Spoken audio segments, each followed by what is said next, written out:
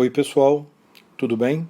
A aula de hoje é de História e nós vamos continuar o assunto sobre o absolutismo na Europa na Idade Moderna. Nós vimos na última aula as características gerais do absolutismo, suas origens e os principais teóricos que justificaram o aparecimento dessa monarquia absolutista centralizada na Europa no século XVI, XVII e XVIII. O auge do absolutismo foi nos séculos XVII e XVIII. Vamos pegar então hoje o caso da França, um exemplo de absolutismo na Europa, pegando o caso francês. A dinastia real francesa, que iniciou o processo de construção de uma monarquia absolutista, foi a dinastia Valois. Nós já falamos sobre ela quando a gente estudou a Baixa Idade Média na França, aquela crise do século XIV na França, a Guerra dos 100 Anos, e vimos como essa dinastia saiu fortalecida da Guerra dos 100 Anos, que ela venceu, dando início ao processo de centralização do poder político na França, o processo de construção de uma monarquia absolutista francesa. Essa dinastia assumiu o trono em 1328 e reinou até 1589. Então, sobre ela começou a centralização política, a construção do Estado Nacional Moderno francês. O ponto de partida, como falei, foi a Guerra dos 100 Anos, no final da Idade Média, aquela guerra feudal e dinástica pelo trono da França entre os Valois e os monarcas da Inglaterra. Os Valois venceram a guerra, na época era o rei Carlos VII, e vimos que essa guerra deixou a nobreza francesa enfraquecida, acelerando a crise do feudalismo e abrindo espaço para uma monarquia, ou para a monarquia se tornar centralizada, assumindo o controle político-militar da França de uma maneira inédita, porque até então a monarquia era descentralizada e a nobreza tinha grande autonomia, com aquele localismo político, exércitos privados. Isso vai desmoronando ao longo da Guerra dos 100 Anos. Mas não foi só essa Guerra dos 100 Anos, não. Tem um outro avanço da centralização política sobre a monarquia Valois em várias guerras externas entre França e outros países e uma guerra interna, uma guerra civil. A guerra externa, as principais guerras externas, foram as chamadas Guerras da Itália, entre 1494 e 1559, quando França, quer dizer, a dinastia Valois, e a dinastia Habsburgo, que controlava o Sacro Império Germânico e a Espanha, disputaram os territórios na Itália. Então foram guerras da Itália porque a dinastia Valois francesa queria assumir o controle sobre territórios naquele país, lembrando que a Itália estava fragmentada politicamente, e a dinastia Habsburgo tentou impedir isso. No final, a Espanha Habsburgo fica fortalecida na Itália. Quer dizer, a dinastia Valois não conseguiu impor o controle que ela desejava. Porém, essas guerras necessitaram da centralização política na França para a monarquia conseguir conduzir a guerra contra a dinastia Habsburgo. Então, embora a França não tenha conseguido os territórios que ela desejava, essas guerras contribuíram para a construção de um exército centralizado, com mercenários, desenvolvimento de armas de fogo, enfim, uma força armada que a nobreza feudal não tinha mais condições de sustentar. E um outro momento importante na formação de uma monarquia absolutista, ou da centralização política na França, sob a dinastia Valois, foi uma guerra civil e religiosa, que ocorreu naquele contexto da Reforma Protestante. Essa guerra civil começou em 1562 e foi encerrada em 1598, portanto durou mais de 35 anos. Foi uma guerra entre os católicos, representados pela monarquia Valois, e os calvinistas, que eram conhecidos na França como huguenotes. Essa guerra deixou a nobreza dividida, portanto enfraquecida, com parte da nobreza apoiando a monarquia Valois, apoiando o lado católico, e outra parte apoiando o lado calvinista. Boa parte da burguesia francesa apoia também esse lado calvinista, o lado dos huguenotes. Essa guerra devastou a França e, num primeiro momento, parecia que ela poderia ser encerrada, concluída, por meio de um acordo, por meio de um pacto, de uma tentativa de conciliação entre os dois lados, quando foi proposto e foi realizado o casamento entre o Henrique Bourbon de Navarra, que era o líder huguenote, e a princesa Margarete Valois, ou princesa Margot, né, católica, irmã do rei Carlos IX. Então o casamento do Henrique Bourbon com a Margarete Valois, né, com a Margot, iria, teoricamente, conciliar os dois lados.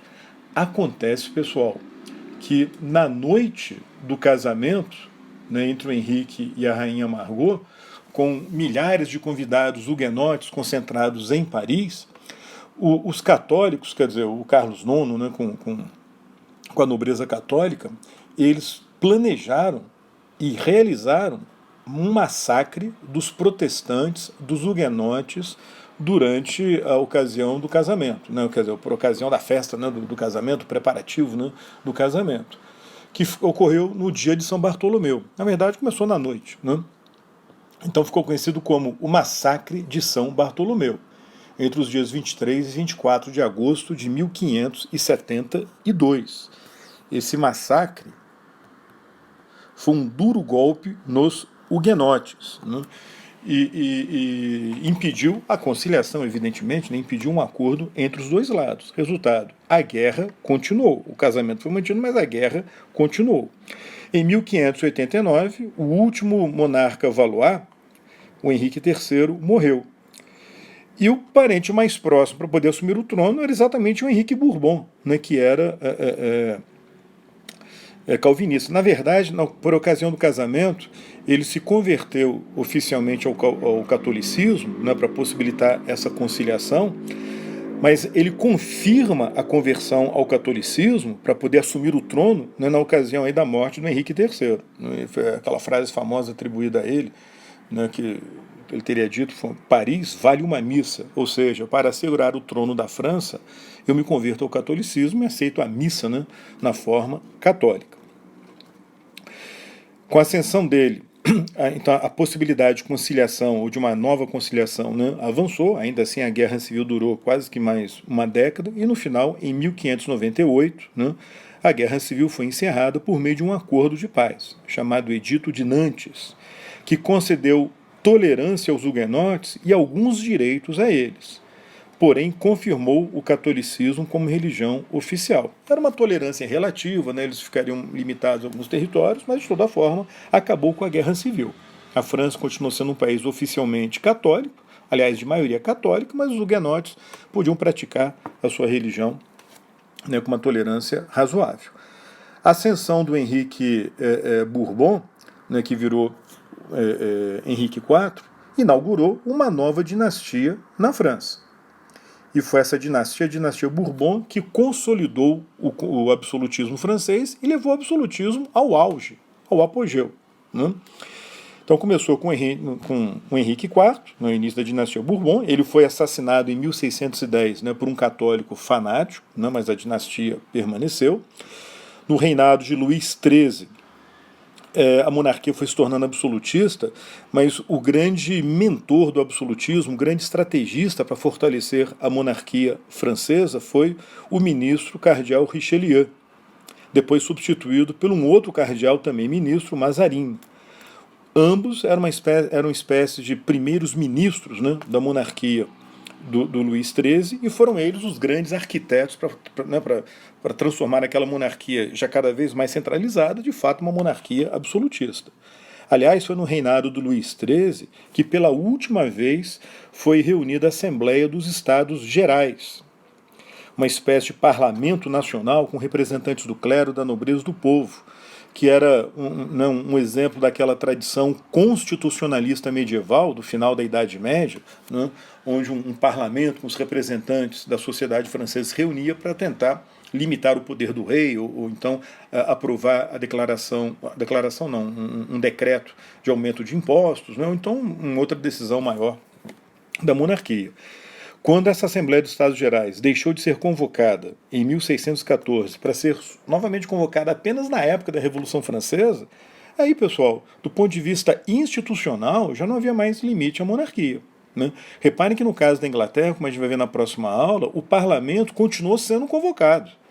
Então a monarquia absolutista inglesa ela ainda sofria essa limitação que era a existência do parlamento, que não desapareceu. No caso da França, oficialmente continuava existindo essa Assembleia, só que na prática ela deixou de ser convocada por mais de 150 anos.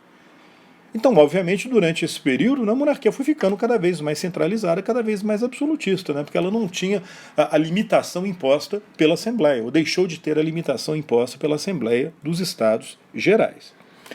Agora, o absolutismo na França atingiu o auge, o momento mais famoso de fato, no reinado do Luís XIV. Aqui embaixo tem uma imagem dele.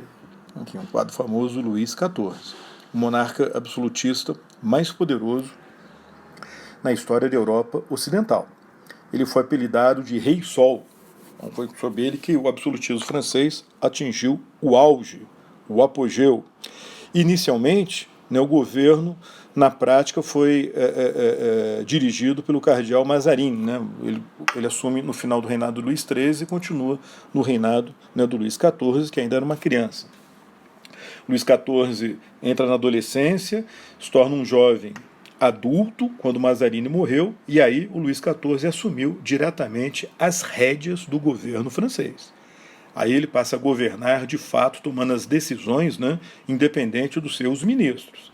É quando foi associada a ele aquela frase: o Estado sou eu, l'état c'est moi, eu sou a França, eu sou a monarquia, e eu represento o conjunto dos franceses. Aí que vem, de fato, uma monarquia pessoal absolutista do Luís XIV. Então ele assumiu o trono em 1643, mas efetivamente começa a reinar como monarca absolutista em 1661. Na ocasião, a França virou a maior potência, na ocasião do reinado dele, a França virou a maior potência militar da Europa, derrotando a dinastia Habsburgo, a Espanha e o Sacro Império Germânico na famosa Guerra dos 30 Anos e depois na Guerra Franco-Espanhola. A primeira delas ainda nessa fase em que o Luís XIV não tinha ainda assumido o controle direto da monarquia francesa, e depois, as duas guerras, aliás, na época em que ele ainda não havia assumido diretamente o controle da monarquia francesa, mas o Mazarin estava lá tratando de adotar uma estratégia para fortalecer a monarquia francesa dentro, no âmbito doméstico, no âmbito nacional, e fora da França, na Europa, no âmbito internacional. Então o Mazarin foi muito importante no fortalecimento da França. E teve um momento, pessoal, decisivo na história do absolutismo francês, ainda nessa fase em que o Luís XIV não tinha assumido ainda diretamente as rédeas do poder. Teve um momento decisivo no reinado dele, que foi a Fronda, uma revolta popular que ocorreu com o apoio de parte da nobreza e da burguesia, liderada pelo Parlamento de Paris. O Parlamento de Paris ele tinha uma função meio judicial, meio jurídica, não era a Assembleia dos Estados Gerais, que já tinha deixado de ser convocada. Mas esse parlamento lidera uma revolta contra o crescente absolutismo Bourbon, contra a elevação dos impostos. Os gastos militares eram cada vez mais elevados por causa das guerras, e a monarquia estava aumentando os impostos, no caso é o Mazarin. E quanto à escassez de alimentos em razão de problemas econômicos na conjuntura da época. Se essa revolta popular tivesse dado certo, ela teria impedido a continuação do absolutismo francês, porque ela contou com o apoio da burguesia e com o apoio de uma parte da nobreza. Porém, a outra parte da nobreza apoiou a monarquia consegue derrotar a Fronda, e ao derrotar a Fronda, consolida o absolutismo. Então, repare, na época do Luís XIV, a França se transforma na maior potência militar da Europa sob a direção do Mazarin. E a monarquia consolida a centralização política absolutista também sob a direção do Mazarin ao reprimir a revolta conhecida como Fronda. Bom, e aí já no reinado pessoal do Luís XIV, o que acontece? Ele reconstrói o famoso Palácio de Versalhes, que havia sido construído pelo Luís XIII. Na época era um palácio relativamente pequeno. O Luís XIV é que transformou esse palácio no que ele é hoje. Um gigantesco palácio, um gigantesco complexo, na verdade. Ele amplia o Palácio de Versalhes, que acabou virando o símbolo do poder absolutista. Ele transferiu a sede da corte para esse palácio em 1682, ele nem tinha sido plenamente concluído, mas a maior parte já estava concluída em 1682, E nesse palácio ele reúne a nobreza, que fica na prática sob o controle e a vigilância do rei. e acaba desenvolvendo toda uma etiqueta aristocrática, ou seja, todo um conjunto de regras, hábitos, comportamento, trajes, né, da aristocracia, da nobreza, que reforça ainda mais essa separação da nobreza e da aristocracia em relação ao restante da população, do povo. A forma de se vestir, as regras, né, de comportamento, de relacionamento, os hábitos são desenvolvidos nessa nobreza, ou entre essa nobreza que vivia no Palácio de Versalhes, ao mesmo tempo controlada pelo rei, vigiada pelo rei, mas recebendo uma série de benefícios, vantagens materiais, né? E essa etiqueta da nobreza vai ser, ou da aristocracia vai ser importante para reforçar a ideia de que a nobreza formava um grupo, um corpo separado do restante da França. Uma elite privilegiada e que vai dirigir a França junto com o rei. Porque não vamos esquecer, a monarquia era absolutista, mas os ministros, secretários, assessores mais próximos pertenciam à nobreza. Então a máquina estatal, a máquina burocrática estatal, centralizada absolutista, era uma máquina aristocrática da nobreza, mas agora centralizada, né, com poder concentrado na figura do rei.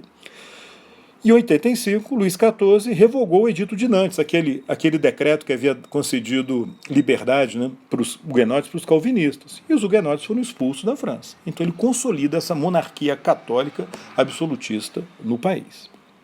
Ok?